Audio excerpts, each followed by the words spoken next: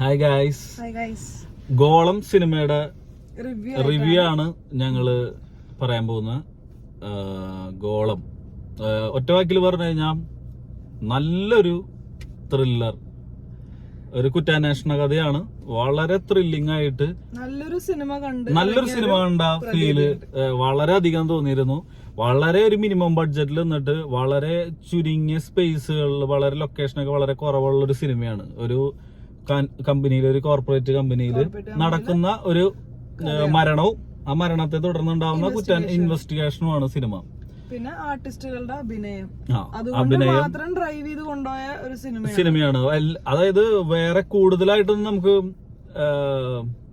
ആൾക്കാരുടെ എക്സ്പ്രഷനിൽ നിന്നും ആൾക്കാരുടെ ഡയലോഗ് ഡെലിവറിയിൽ നിന്നും കോൺവെർസേഷനിൽ നിന്നും മാത്രം ബിൽഡ് ചെയ്ത് പോകുന്ന കുറ്റാന്വേഷണമാണ്. അപ്പൊ അതിന്റെ ആൾക്കാരെ അഭിനയിപ്പിച്ചിരിക്കുന്ന രീതി എല്ലാരും വളരെ